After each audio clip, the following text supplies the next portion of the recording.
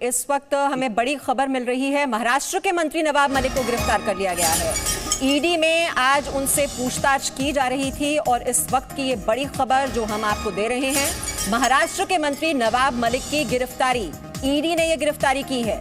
ED के दफ्तर में अभी लंबी पूछताछ के लिए आज बुलाया गया था। सवालों की लंबी फहरिस्त थी और महाराष्ट्र के मंत्री नवाब मलिक को गिरफ्तार कर लिया गया है।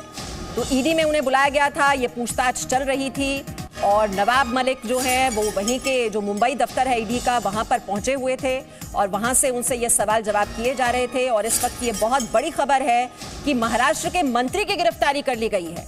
ईडी ने ये गिरफ्तारी की है और शिवसेना की ओर से हालांकि बीजेपी को चेतावनी भी जारी की गई थी। हम आपको सुना रहे थे, जो संजय राउत कह रहे थे कि लगातार ये जो पूछताछ है वो कई लोगों से की जाएगी और बीजेपी इस तरह से इन जितनी भी संस्थाएं हैं, चाहे वो ईडी हो, सीबीआई हो, उनको लगा देती है।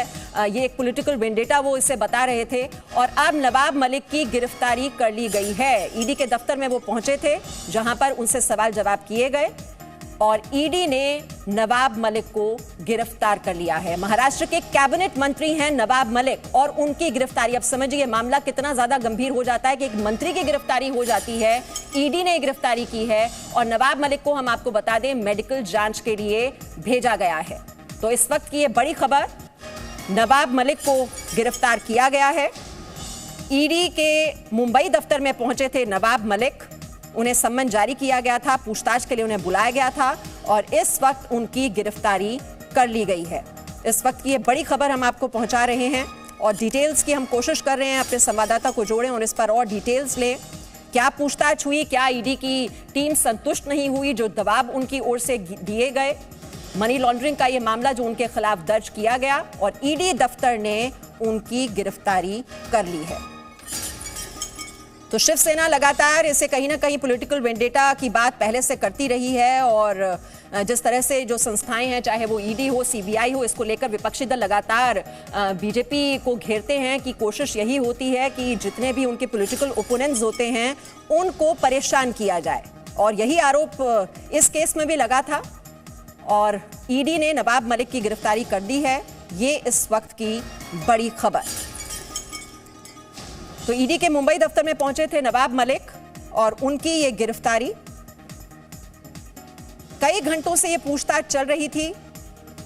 आपको बता दें सुबह 4 बजे पहुंचे थे अधिकारी उनके घर पर, 7 बजे ले गई थी वो उनके साथ और 6 घंटे से ये पूछताछ लगभग बताया जा रहा है जारी थी। और नवाब मलिक के पास बताया जाता है कि दाऊद के कई राज हैं, उसको लेकर दरअसल ये पूरी पूछताछ। और डिटेल्स हम ले लेते हैं, हमारे सहयोगी राकेश त्रिवेदी इस वक्त हमारे साथ जुड़ गए हैं। राकेश त्रिवेदी, क्या डिटेल्स हैं, क्या पूछताछ हुई और गिरफ्तारी किस बिना पर? एक मंत्री का गिरफ्तार होना बड़ी बात। जी बिल्कुल, ये बहुत बड़ी बात है महाराष्ट्र सरकार के लिए और महाराष्ट्र की राजनीति के लिए भी। मैं आपको इसका अगर बैकग्राउंड बता दूं तो तकरीबन 4 से 6 महीने पहले महाराष्ट्र के पूर्व मुख्यमंत्री देवेंद्र फडणवीस ने एक प्रेस कॉन्फ्रेंस लेकर के नवाब मलिक के ऊपर कई गंभीर आरोप लगाए थे। उन्होंने ये आरोप लगाया था कि कुर्ला में उन्होंने जो एक जमीन खरीदी है, जिस शख्स से उन्होंने जमीन खरीदी थी वो शख्स 1993 बम धमाकों के आरोपी जो रहे हैं, उनके साथ उसके ताल्लुकात हैं, वो डी कंपनी से जुड़ा हुआ है। और उन्होंने कुछ दस्तावेज भी जो है उस डॉक्यूमेंट्स के सेल और रजिस्ट्रेशन के जो डॉक्यूमेंट्स हैं वो उन्होंने उस प्रेस कॉन्फ्रेंस में प्रोड्यूस किए थे।